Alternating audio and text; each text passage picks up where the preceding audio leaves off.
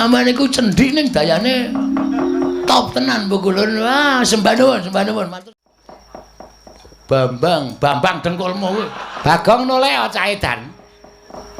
Weh. Bambang dengkulmu kowe. Oh alah, kaya konangan ngepuk-puk kok nggon sak ora. Sembrana ora. Oh alah urip kok ketoyong-toyong. Perkencong waru doyong, pak pong, kali codhe sapa sing gawe. Bagong. Lho. Ki sapa iki kok gawa kentrongan bareng. Pak tong. Bagong noleh cah edan. Weh. Bambang dengkulmu kowe. Sapa ya? Rupane kaya Bambang ya. Kowe sing nulungi aku. Lho.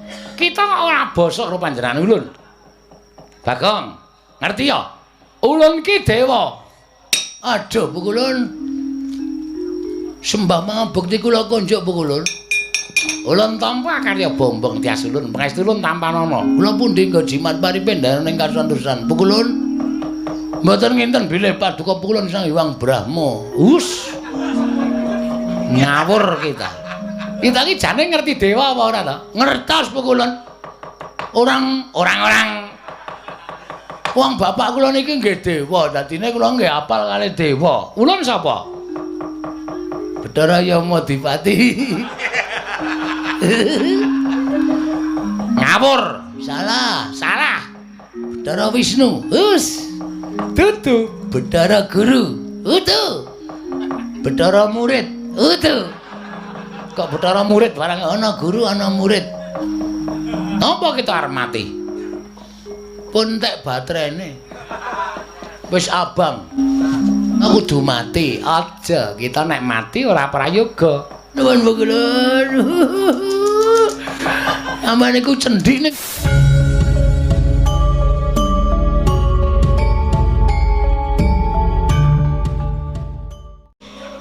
Lho, tenan. Wah, nuwun Bu Kulun.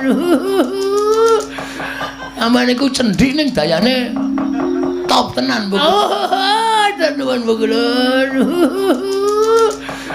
Aman iku cendhik ning dayane top tenan Bu Kulun. Wah, sembah nuwun. Matur sembah nuwun. Matur nuwun, mugi-mugi Bu Kulun pikantuk yuswa ingkang panjang. Andel ora. Ngerangkul ngepuk-puk bul nyopet cah kae. Agak.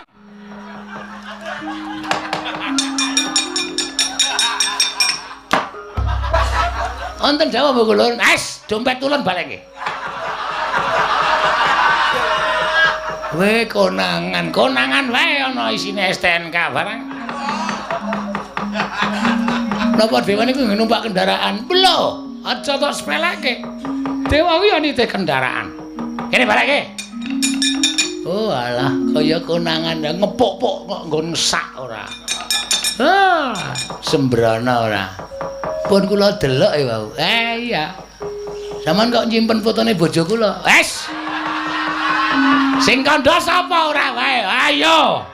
Oh, ajar nang kene iki. Ora ngawur iki. Garwa ulun e wadake. Wah, persis bojo kula e. Berarti garwane Bu Kulun Trada niku nggih elek. Ayo, Ben. Sing penting tresna kok. Matane wurdek, Ben. Ben sakarmu karo. Andeng-andeng kok nang ngisor mata wis ora apal pantut babab. Ben ya Ben ora apa-apa Ben. Wis kana mangkat ulun kondur makayangan. Ngatosaken Bu Kulun sembah kula ingkang nderekaken jengkar paduka Bu Kulun Bathara Trada. Ya, muga-muga kasembatan panjangka kita ya.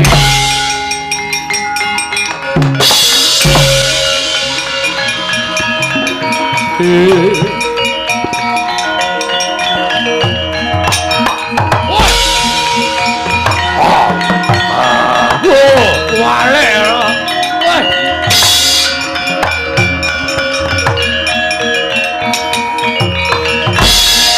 mikunjang ganjing langit kelap-lapaton lir kincanging risang mawe gandrung Ing sapa iki?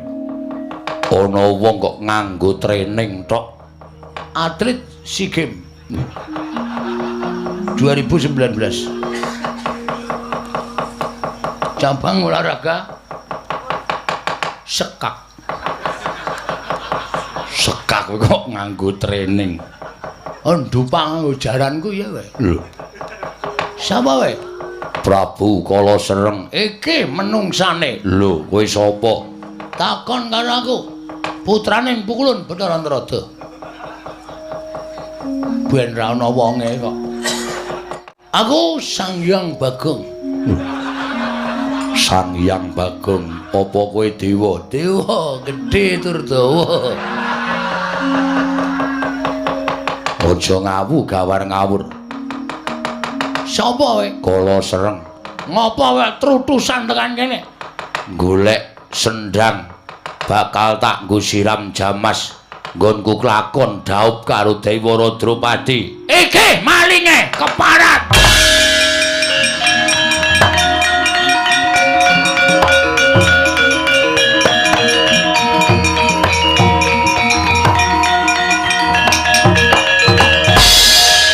Strayali binatang September, Oktober, November.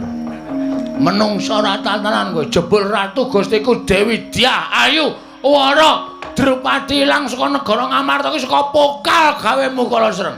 Lho, kowe sapa? Aku abdine. Ora mbaleke Wara Drupadi tak untapke nyawamu. Kowe diapurmu ing kaya ngono arep mateni karo aku arep pateni nganggo apa? Iki tambanana kalung robyo.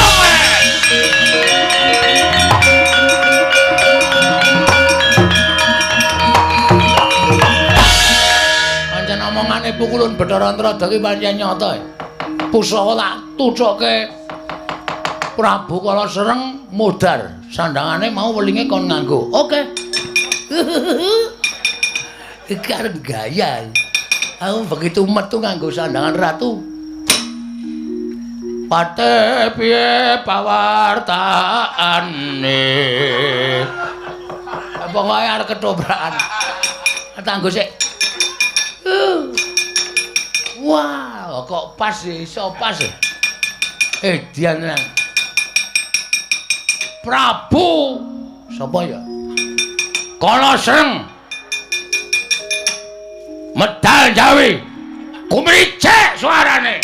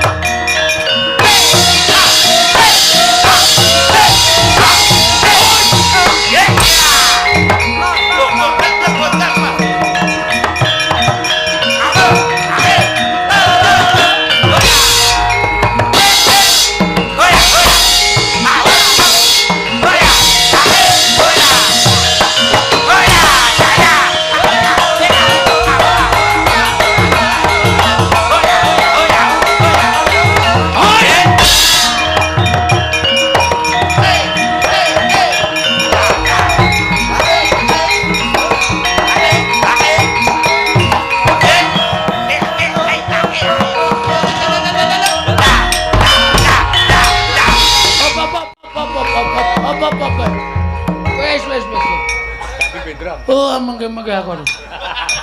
Wah. Ora sembrono karo le waduh le apa. Kemricik bareng joget ki ya abot tenan jan. Dian. Ayo iki Prabu Kala Sereng. Aku ya arep nganggo jeneng Prabu Patokol Bawarsari. Patokol Bawarsari. Awas, aja kualik. Aja pisan-pisan nyebut Prabu Kepakon anu Patokol Bawarsari. Ndi ngiri kadasar. Ajujuke nggone sapa sing meparangi karepe Prabu Kala Sereng? Rawe rawe kembang rawe. Dang dang dung. Edan tenan. Kowe nawar nekat tenan kok bengi iki. Luweh terserah.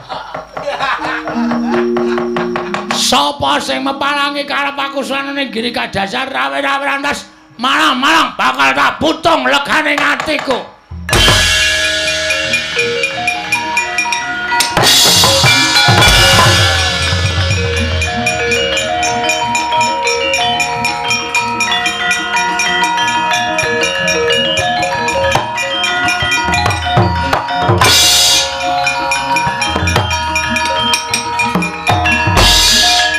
Lho sapa iki nganggo sandangan ratu wonge cendhek kepalang. Lek nomoripanmu gatena gobokmu aku sing bisa mateni Prabu Kalasereng. Mula sandangane Prabu Kalasereng tak agem. Aku Prabu Kalasereng sing bakal lenggah dampar ke Prabu ning negara Giri Kadasar.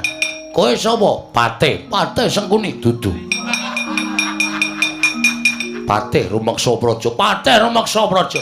Negarane Prabu Kalasereng tak wenehke apa ora? Ora bakal tak wenehke tendiang nganggo sepatu. Letuku nang Lazada.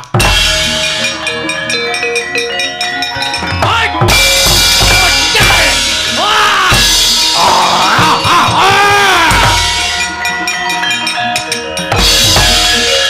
Nalendra ampuh. Kome mungsuh patih kaya ngono. Kapok ora kowe? Inggih, kapok sinuwun. Kula nyuwun gesang tak nehi urip ning negara Giri Kadasar aku sing ngagem. Kula semanggaken mlebu kedaton.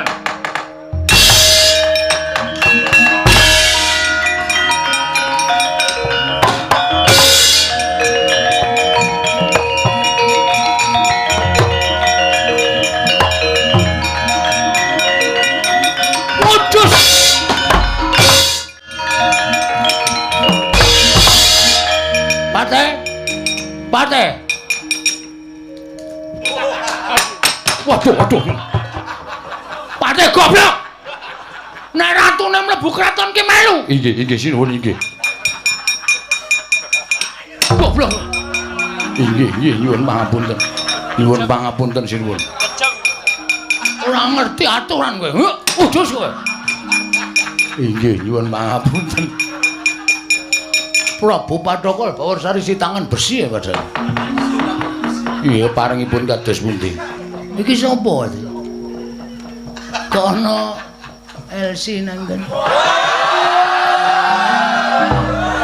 Yen menika ngawur.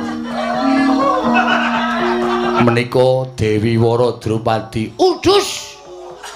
Wara Drupadi kasinggihan mekaten. Iki putri saka ngendi te? Saking negari Ngamarta. Kok tekan kene dipun cidra Prabu Kalasereng.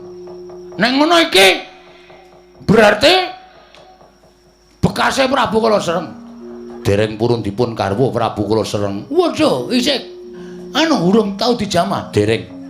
Wara Drupadi wonten dawuh Prabu Kalasereng mati. Negara Giri Kadasar ingsun ingkang lenggahi. Panjenengan sinten? Prabu Pathokol Bawarsari. Pathokol aja kuwale ya. Pathokol. Nggih. Nek Prabu Kalasereng wis ora ana terus aku sing dadi ratu kira-kira kowe nek tak merit piye? Menapa sinuwun? Kowe patih goblok iki tendiang. Merit kok ora ngerti. Merit ki ijab kabul. Mekaten kula dereng paham. Mula sinau. Inggih. Kowe nek tak merit gelem ora? Merit menika menapa? Tapet bojo. Sinuwun menapa panjenengan saestu? Heeh. Lahir batos. Lahir baten. Tobat kula purun sinuwun. Waduh!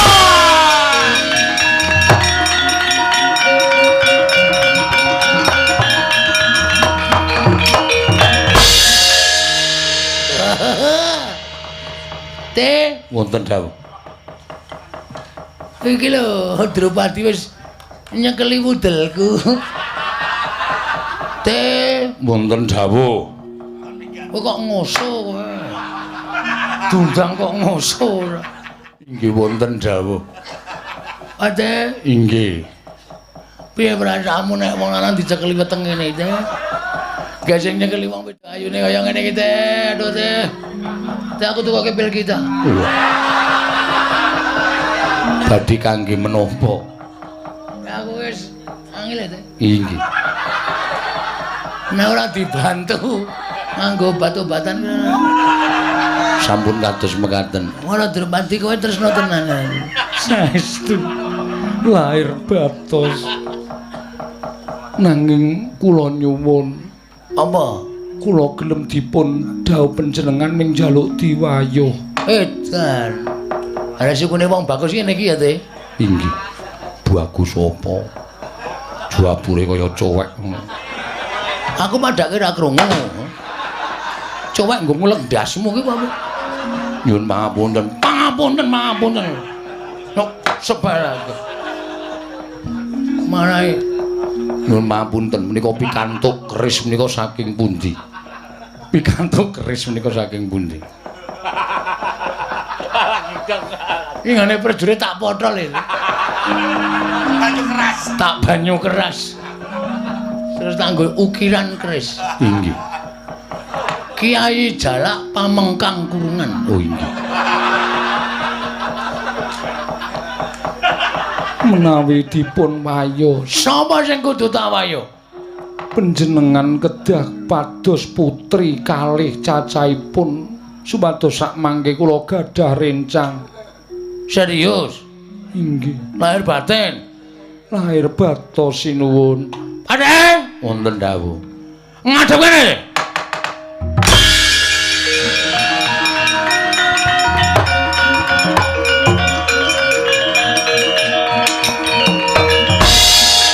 Drupadi wonten dawuh aja cedhak-cedhak pate abape mambu. Inggih. Ngestoaken dawuh. Ngene di samping Mas.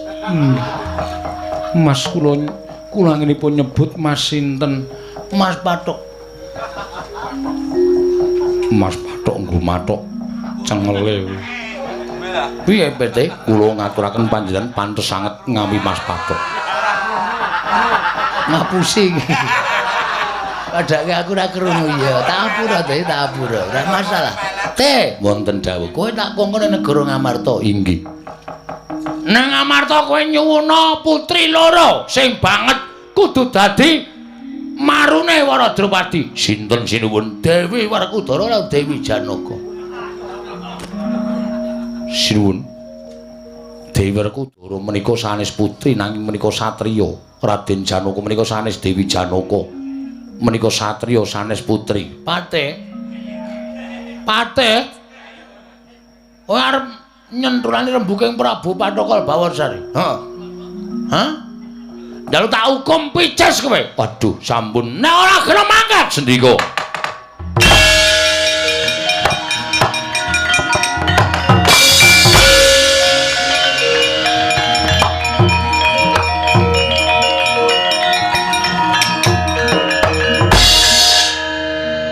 Wara dubriksa Drupadi. Wah, jan kowe manjinga ning akekku mata kucing. Nggih. Kowe tak gawa ning negara Ngamarta mergo aku kongkonan pate kok kaya ora percaya. Marengipun, ayo. Tunjem. Pateku kowe. Ditungka. Ya, ratu rong suwe iki ora ngerti basa. Ditungka. Inggih, manjing pundi? Kono. Ngonake inggih. Jarikmu keri. Inggih. Semilake inggih. Nyuwun pangampun. Ayune. Wis, mapan ning nggonake ya, sayang. Inggih. Aku tak nututi pate kowe, pate petok pate. Dikongkon klomat-klamet. Lah malah ngangkring barang. Tendangi tenan kowe.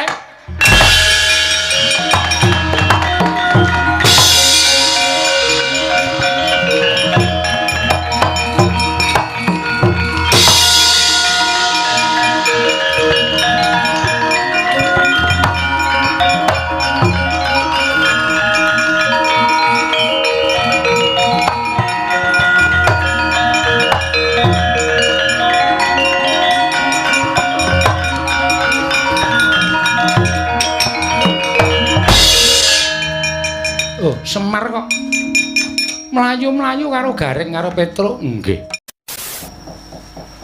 Menapa menika inggih sejatosipun. Ayo Gage, matura karo dulurmu tuwa, syarate apa? Inggih menika Kuwanda. Kuwanda? Inggih, kuwandane sapa? Kuwandanipun menapa menika kuwandanipun ge omong. Ora menapa menika menapa. Diolak-walik. Nggih. Anu Koko Prabu mboten duka. Lho mestine ora yen panjenengan kuwi dadi syaratku nduring Nyai Prabu. Nyai para Drupadi aku ora bakal duka. Kuwandanipun Bagong. Piye? Kuwandanipun Bagong. Kuwandane Bagong Panakawan. Inggih. Terus kowe mau matur wis kelakon, tegese Bagong wis tak pateni. Mboten kula pejahi nyamung nyemplung telenging samudra.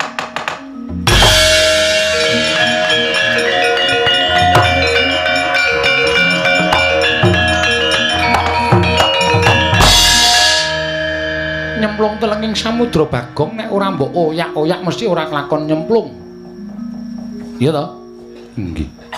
Coba to Janaka aku tak takon karo kowe iki jane duwe nalar ora to? Kowe kuwi padha duwe rasa kamanungsan ora Werkudara? Nggih. Tak takon karo kowe sing ngakon mateni Bagong sapa? Durna bapakku. Wis ping pira kowe percaya karo Durna? Ning nyatane ngawu gawar ngawur ora ana nyatane.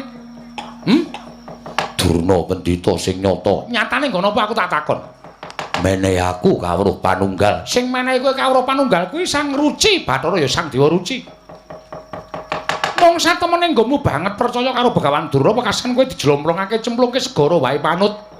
Nanging merga gedene kapercayanmu kowe ora tekaning mati iso ketemu karo Sang Ruci Bathara. Kuwi dudu Durna sing menehi. Nanging kowe pancen pambudidayamu dhewe. Lah kok dadi kowe saiki tuntula karo Bagong merga perkara Durna? Nek nganti Bagong iki tekaning mati ana tantrimaning dewa sing sago nyangga sapa? Sing sago nyangga sapa? Wah, lah adik-adikku kok kaya ngono to pikiranmu kok do kutung nalarmu ora ngerti kanan pala. Wun.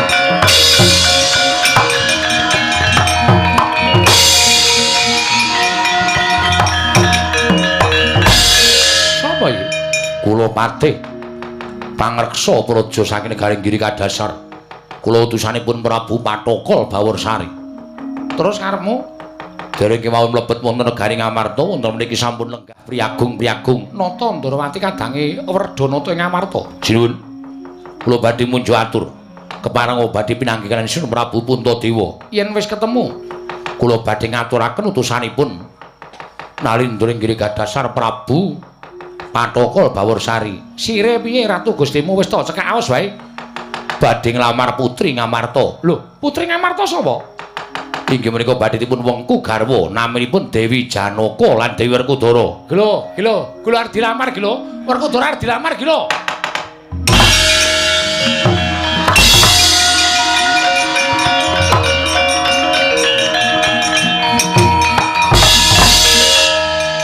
Wong ki nek kondang, wong ki nek kuncara. Wah, lah jebul sing seneng karo kowe iku ora ming wong wadon. Wong lanang bak. Mongko Ndara Janaka isih ngoyak terus kaya ngono kae ya meng tak gawe bingung aku mlebu grumbul jebol kana. Isih do tingak-tinguk goleki telapakan kakiku. Nggone goleki karo aku wis. Oh alah dewa. Kok dadi kados mekaten lampane ingkang kedah kula sandhang dewa. Panjenengan mentala dhateng jasad kula. Oh, kelingan anakku sing cilik. Oh, ora bakal ketemu karo aku meneh kowe le. Nah ya wis mending mengko ya nakale ra jamak-jamak. Nangane njukuki dite bapak. Wis anak kok kaya arep dadi maling. Nek ora tak tinggal wis malah repot uripku wis tak golek dalan ning pati wae aku.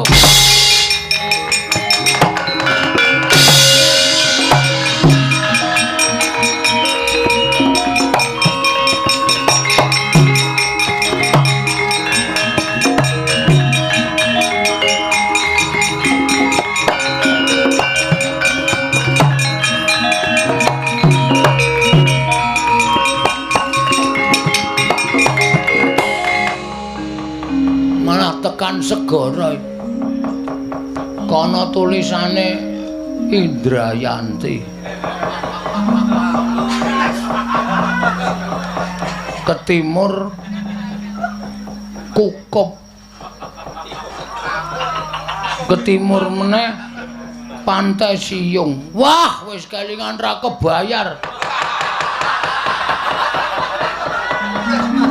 Malah rekoso dadi kelingan jaman sing ora-ora wis jan wis. Wis iki nek ora nyemplung mumpung iki nang dhuwur tebing. Aku nyemplung blung sirahku ketampan karang. Terus modar. Wis mati ning ora dipateni bendaraku wis semen. Ning nek ngisor ki ora ana karange.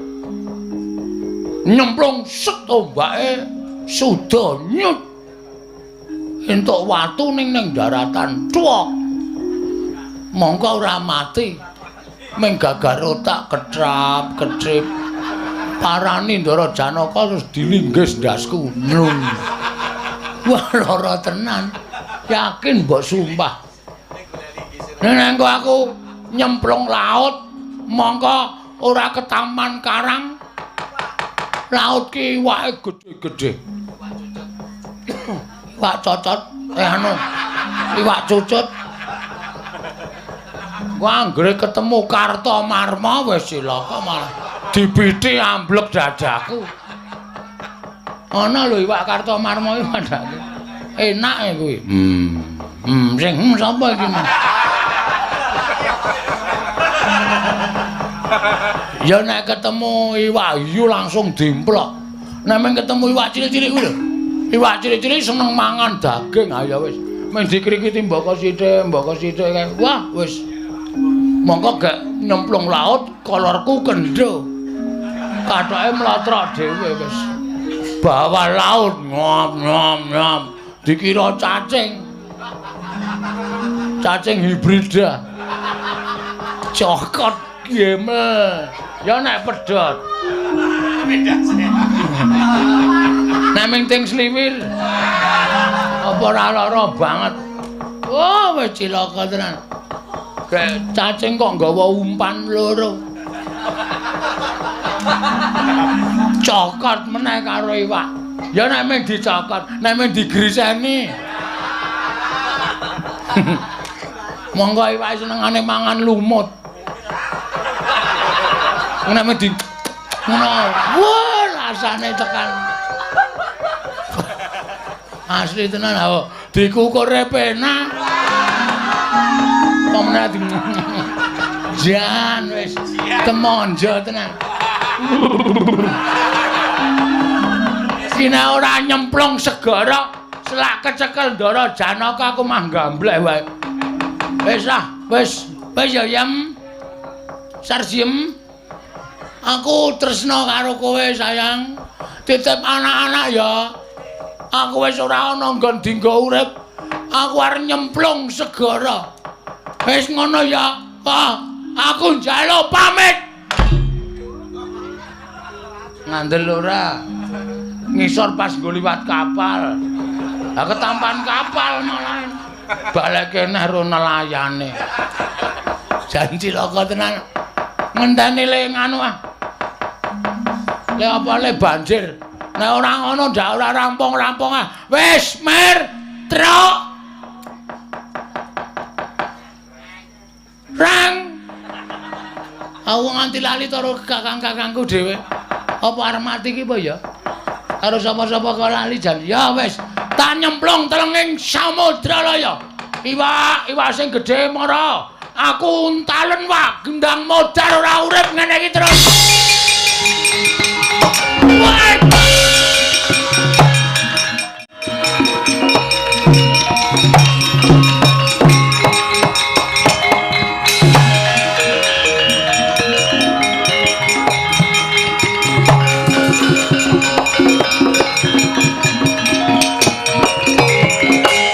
Iki entuk-entukane nek wong seneng adus ning kali iki ngene iki. Ternyata aku ya iso renang. Iso enggak dadi sirahku ora klelep. Ya menek pas ana ombak iki sok ngombe. Ora apa-apa. Ora masalah. Kari ngenteni iwake saka ngisor aku disedot ngono. Mesti terus kelek nang wetenge iwak aku. Saya jero wisan iki. Wis ben, ngening saya tengah rak iwake saya gedhe. Nek nyerot aku rak langsung kelek. Ngandel ora, wis mulai ana sing ngrikiti ta. Iki ora sembrono iki ah. Ayo. Keriye. Ora dimplok mung diombak sambus. Iki mesti wak sapu-sapu iki. Sing cangkeme cemipok kae.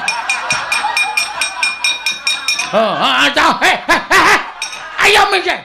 Ayo. Wajar.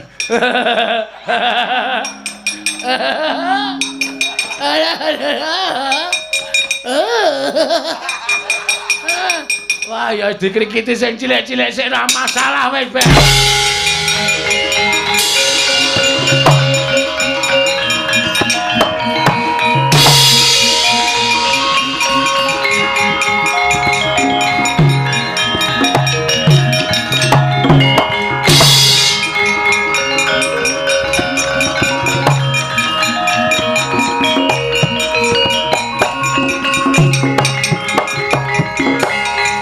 Gunjang ganjing langit kelap-lapaton lir kincang ing risang mawe gandrung. Aku kok mentas dhewe. Sapa iki sing nulungi aku ya? Engko gek Ndara Janaka. Ndara Janaka melu nyemplung nulungi aku arep dipateni ning daratan. Wis. Oh, ala urip kok ketoyong-toyong. Perkencang waru doyong pak pong kali codhe sapa sing gawe Bagong lho ki sapa iki kok gawa kentrongan bareng pak tong Bagong noleh cah edan weh Bambang dengkulmu kowe sapa ya rupane kaya Bambang ya. Kowe sing nulungi aku. Lho. Kita kok ora bosok karo panjenengan ulun. Bagong, ngerti ya? Ulun ki dewa. Aduh, Pukulun. Sembah mangabekti kula konjuk Pukulun.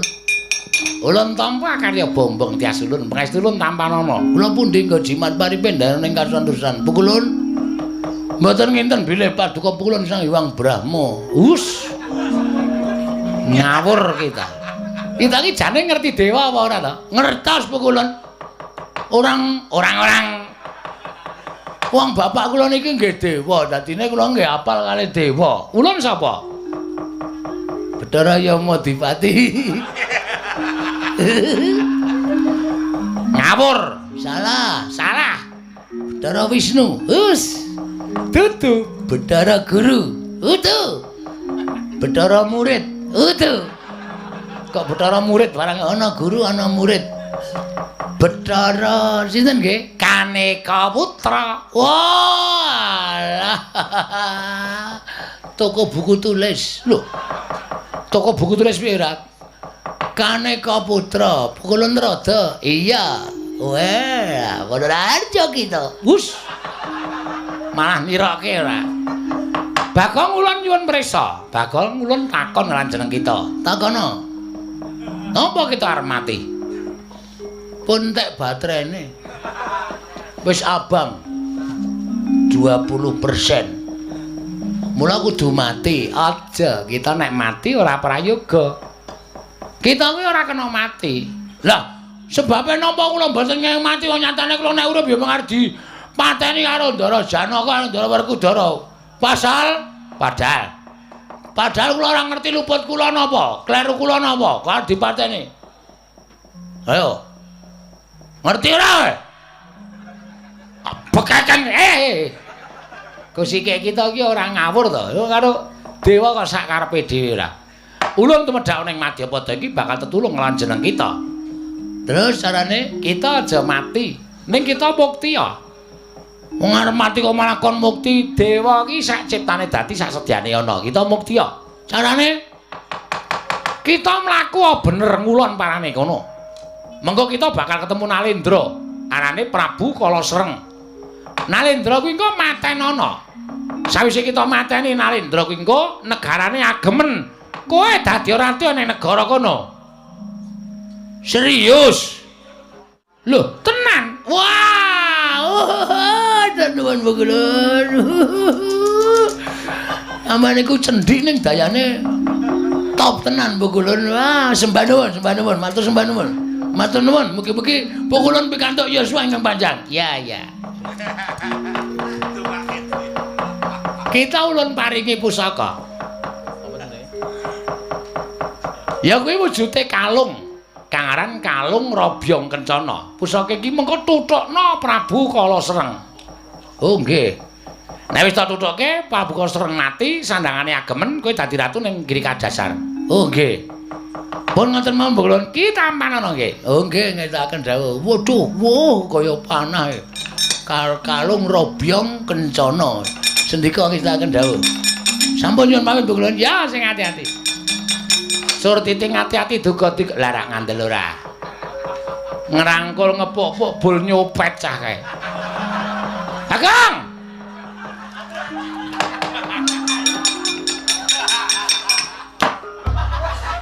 Wonten Jawa Bogolon. Wis, dompet tulun baleke.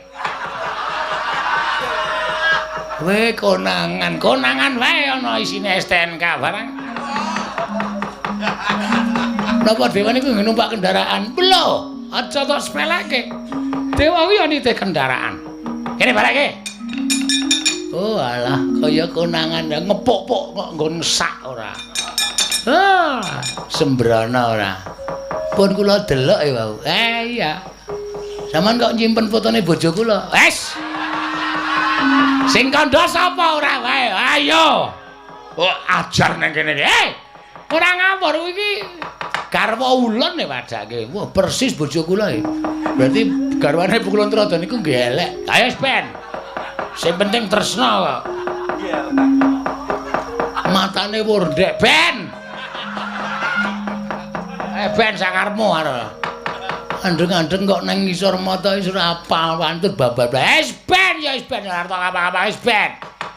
Wis kana mangkat ulun kondur makayangan. Ngatosaken Pukulun sembah kula ingkang nderekaken Jengkar Paduka Pukulun Bathara Trata. Ya, muga-muga kasembatan panjangka kita ya.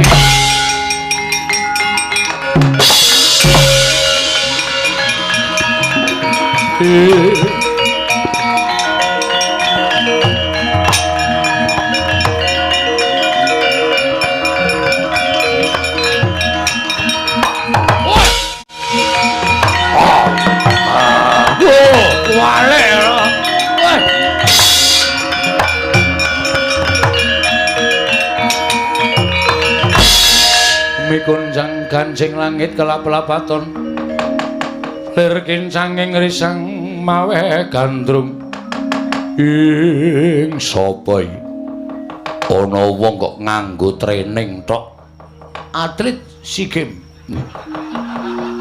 2019 cabang olahraga sekak kok nganggo training. Ndupang nganggo jaranku ya wae. Lho. Sapa wae? Prabu Kalasreng. Iki menungsane. Lho, kowe sapa? Takon karo aku. Putrane Pukulun Bathara Trada. Ben ra ana wonge kok. Aku Sang Hyang Bagong. Sang Hyang Bagong. Apa kowe dewa? Dewa gedhe tur dawa. Aja ngawu gawar ngawur. Sapa kowe? Kalasreng. Ngapa kowe trutusan tekan kene? Golek sendang bakal tak nggo siram jamas nggonku klakon dhaup karo Dewara Drupadi. Iki malinge keparat.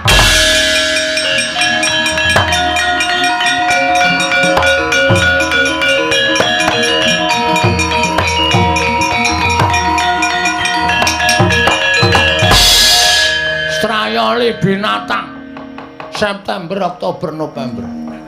Menungsa ratanan kowe jebul ratu Gustiku Dewi Dia Ayu Wara Drupadi ilang saka negara Ngamarta iki saka Pokal gawemu kala sreng. Lho, kowe sapa? Aku abdine. Ora mbaleke Wara Drupadi tak untapke nyawamu. Kowe diapurmu ing kaya ngono arep mateni karo aku arep pateni nganggo apa iki? Tampanono kalung robyong.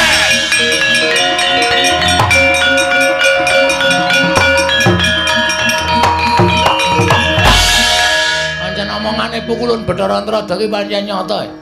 Pusaka tak tucoke Prabu Kala Sereng modar. Sandangane mau welinge kon nganggo. Oke. Kareng gaya. Aku begitu metu nganggo sandangan ratu. Pate piye pawartaane. Pokoke arep ketobrakan. Tanggo sik. Wah, kok pas iso pas. Dian nang. Prabu sapa ya? Kala Sereng. Medal Jawi kumricek suarane.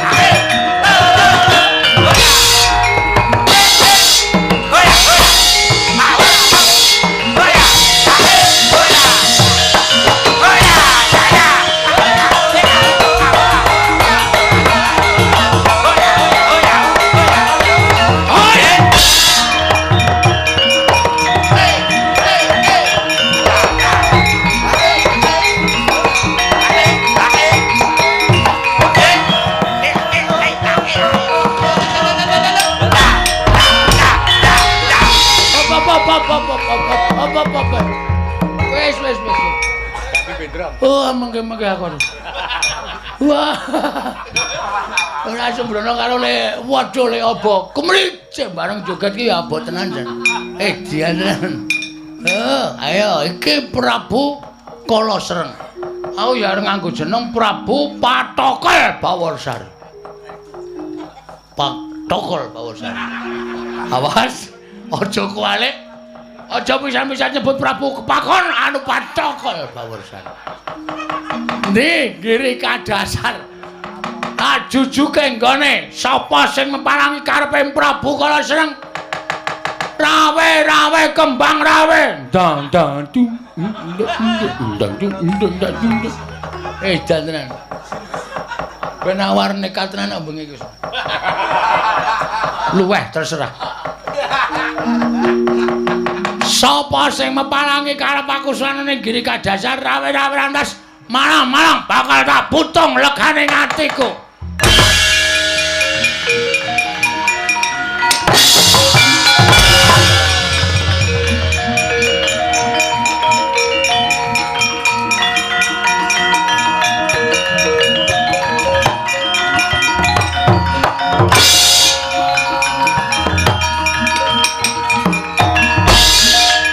Lho sapa iki? Nganggo sandangan ratu. Wonge cendhek kepalang. Lek nomoripanmu gatena gobokmu, aku sing bisa mateni Prabu Kala Sereng. Mula sandangane Prabu Kala Sereng tak agem. Aku Prabu Kala Sereng sing bakal lenggah dampar ke Prabu ning negara Giri Kadasar. Kowe sapa? Patih Sengkuni dudu. Patih Rumeksa Praja. Negarane Prabu Kala Sereng tak wenehke apa ora? Ora bakal wenehke tendiang nganggo sepatu. Letuku nang Lazada.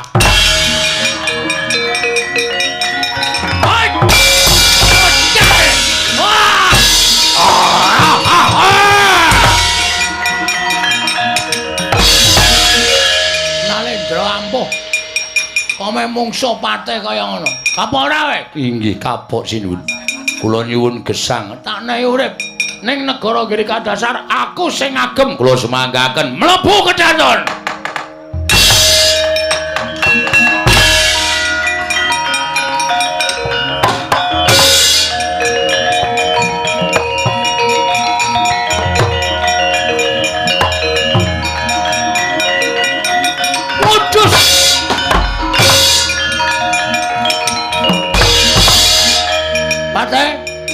Patih. Waduh. Patih goblok. Nek ratune mlebu kraton ki melu. Inggih sinuwun inggih. Goblok. Inggih nyuwun pangapunten. Nyuwun pangapunten sinuwun. Ora ngerti aturan kowe. Udus kowe. Inggih nyuwun pangapunten. Prabu Pathokol Bawarsari si tangan besi ya padahal. Iya paringipun kados pundi? Iki sapa iki? Kok ana Elsi nang kene. Ngan menika ngawur. Menika Dewi Wara Drupadi. Udus. Wara Drupadi Kasinggihan mekaten. Iki putri saka ngendi te? Saking negari Ngamarta. Kok tekan kene Dipun cidra Prabu Kala Sereng. Nek ngono iki berarti bekase Prabu Kala Sereng. Dereng purun dipun garwa Prabu Kala Sereng. Waduh, isik anu urung tau dijamah. Dereng. Wara Drupadi Wonten dawuh Prabu Kala Sereng mati. Negara Giri Kadasar ingsun ingkang lenggah. panjenengan sinten? Prabu Pathokol Bawarsari. Pathokol, aja kuwale ya. Pathokol. Inggih. Nek Prabu Kala Sereng wis ora ana, terus aku sing dadi ratu kira-kira kowe nek tak merit piye? Menapa sinuwun? Kowe patih goblok iki tendian. Merit kok ora ngerti. Merit ki ijab kabul. Mekaten kula dereng paham. Mula sinau. Inggih. Kowe nek tak merit gelem ora? Merit menika menapa? Tapet bojo. Sinuwun menapa panjenengan saestu Heeh. lahir batos, Lahir baten. tobat kula purun sinuwun. Waduh!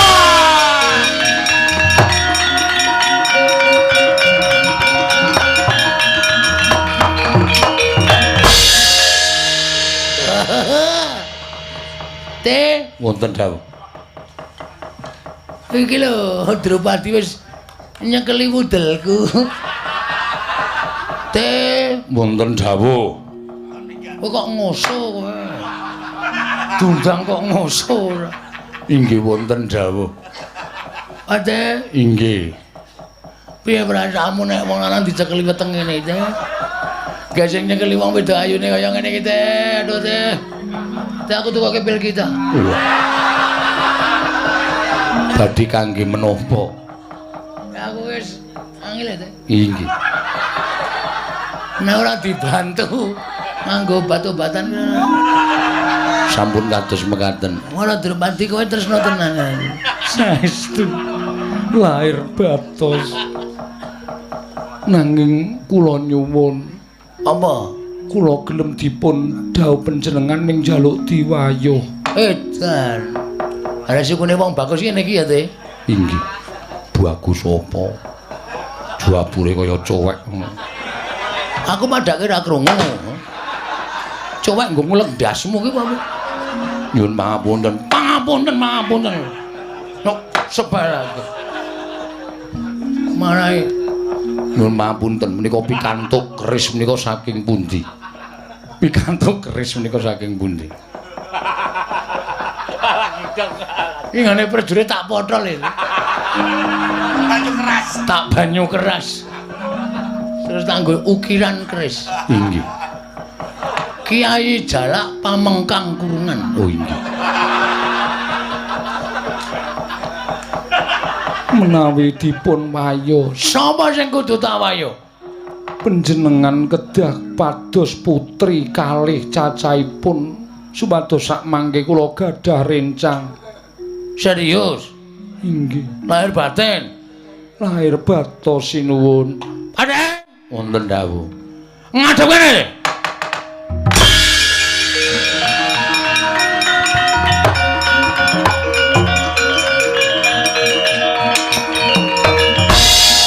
Ora Dropadi. Wonten dawuh Aja cedhak-cedhak pate abape mambu. inggih. Ngestakaken dawuh. Ngene di samping Mas. Mas kula ngenipun nyebut Mas sinten? Mas Patok. Mas Patok nggo matok cengele. Piye PT? Kula ngaturaken panjenengan pantes sanget ngami Mas Patok. Ngapusi. Padahal aku ora krungu ya. Tak apura teh, tak apura. Ora masalah. Teh, Wonten dawuh. kowe tak kongkon ning negara Ngamarta. Inggih.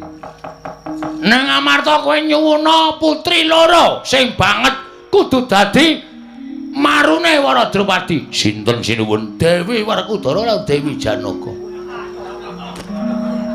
Sinuwun. Dewi Werkudara menika sanes putri nanging menika satriya. Raden Janaka menika sanes Dewi Janaka. Menika satriya sanes putri. Pate. Kowe arep nyenturani rembuking Prabu Patokal Bawarsari. Hah? Hah? Njaluk tak hukum pices kowe. Waduh, sampun. Nek ora gelem mangkat Sendika.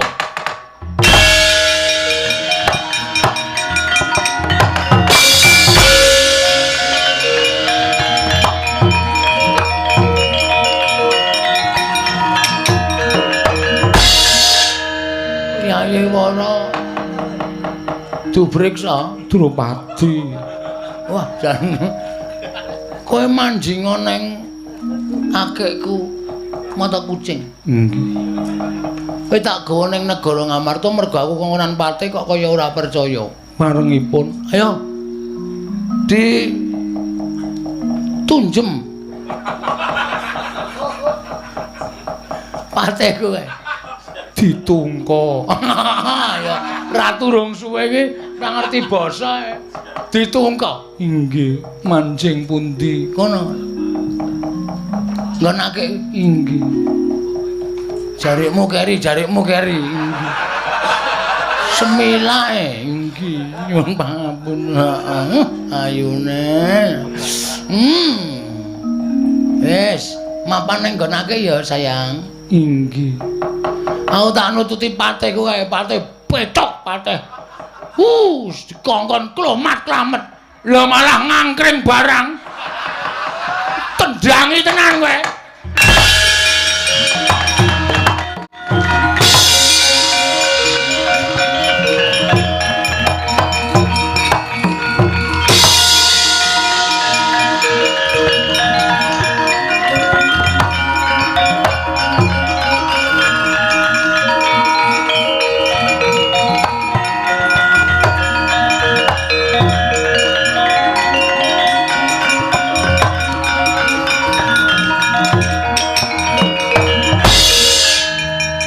Oh, Semar kok mlayu-mlayu karo Garing karo Petruk. Nggih.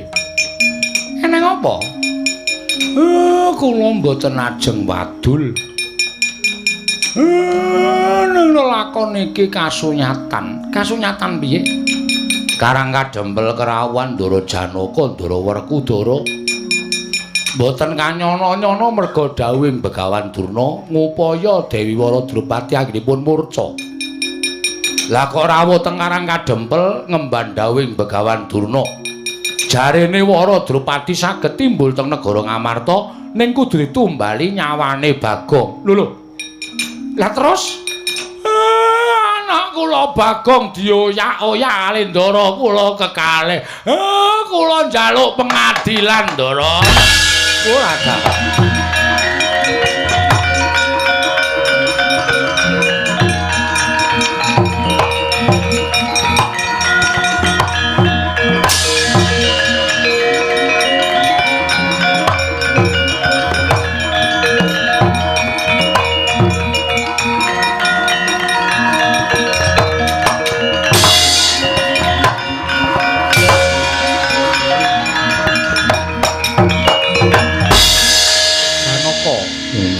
Werkudara. Nggih. Kang endi kowe? Ngupaya Kakang Mbok Waradrawati entuk gawe sekedhap malih tumunten badhe kundur wonten negari Ngamarta. Lho, kok sekedhap malih? Ketemu ora? Kaliyan Lho, Mbak Yumu. inggih dereng nanging syaratipun sampun kelampah. Oh, syarate wis tok lakoni. Sampun. Wis Werkudara. Wis. Syarate apa? Syaratipun inggih menika menapa menika inggih sejatosipun. Ayo Gage, matura karo dulurmu tuwa, syarate apa? Inggih menika kuwanda. Kuwanda. Inggih, Kuwandane sapa? kuwandanipun menapa menika kuwandanipun ge omong. Ora menapa menika menapa. Diolak-alik. Inggih. Anu Koko Prabu mboten duka. Lho mestine ora yen pancen kuwi dadi syarat kunduring Nyai Prabu. Nyai Waradrawati aku ora bakal duka. Kuwandanipun Bagong. Piye? Kuwandanipun Bagong. Kuwandane Bagong Panakawan. Inggih. Terus kowe mau matur wis kelakon, tegese Bagong wis tok pateni. Mboten kula pejahi nyamung nyemplung telenging samudra.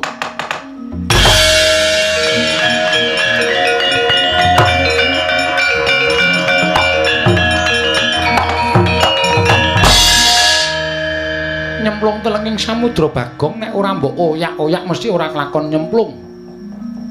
Iya to? Nggih. Coba to Janaka aku tak takon karo kowe iki jane duwe nalar ora to? Kowe kuwi padha duwe rasa kamanungsan ora, Werkudara? Nggih. Tak takon karo kowe sing ngakon mateni Bagong sapa? Durna bapakku. Wis ping pira kowe percaya karo Durna? Ning nyatane ngawur gawar ngawur ora ono nyatane. Durna pendhita sing nyata. Nyatane nggono apa aku tak takon? Menehi aku kawruh panunggal. Sing menehi kowe kawruh panunggal kuwi Sang Ruci, Bathara ya Sang Dewa Ruci. Wong satemene nggomu banget percaya karo Begawan Durna pekasan kowe dijlomplongake cemplungke segara wae panut. Nanging merga gedene kapercayanmu kowe ora tekaning mati iso ketemu karo Sang Ruci Bathara. Kuwi dudu Durna sing menehi. Nanging kowe pancen pambudidayamu dhewe. Lah kok dadi kowe saiki tuntula karo Bagong merga perkara Durna? Nek nganti Bagong iki tekaning mati ana tantrimaning dewa sing sago nyangga sapa? Sing sago nyangga sapa? Wah, lah adik-adikku tak gawe kaya ngono ta pikiranmu kok, Dok. Kutung nalarmu ora ngerti kan pala. Wun.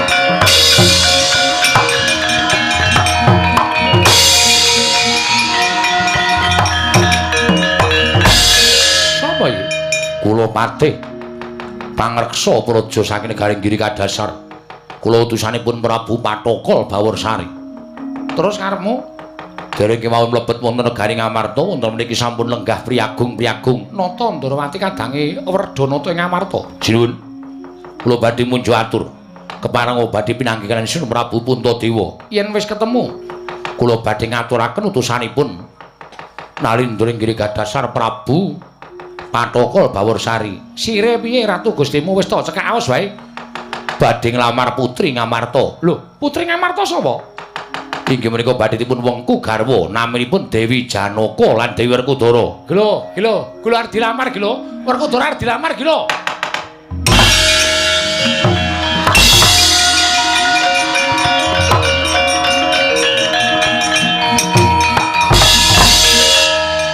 Wong ki nek kondang, wong ki nek kuncara. Wah, lah jebul sing seneng karo kowe iku ora ming wong wadon. Wong lanang barang seneng.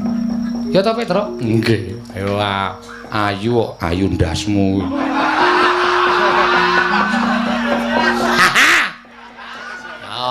Kuwi jenenge sapa sing tumindak ala wahyuning bakal cilaka, sapa sing mbak becik mesti ketitik. Nggih ta sinuwun? Iya. Wis benengke wae. Aku tak ketemu karo Patih mau, tak kandha karo Patih mau nek Janaka sago dilamar Prabu Patokol Baworsari. Koko Prabu sampun kados ngaten Koko Prabu kula isin. Kowe duwe isin wae. Kowe duwe isin? Inggih. Yen kowe duwe isin kudune kowe duwe rasa welas asih. Ning kowe wis koncatan rasa welas asih. Kowe mentolo karo abdimu Bagong. Lah gunane apa kowe duwe isin? Coba aku tak takon karo kowe. Gunane apa kowe duwe isin? Wong kowe tresna asih rasa kamanungsan, kowe dibelani Bagong seprono-sprene wae ora ngrasake dibelani kok. Kowe isih duwe rasa tresna asih ki asihmu nggon ngendi aku tak takon karo kowe.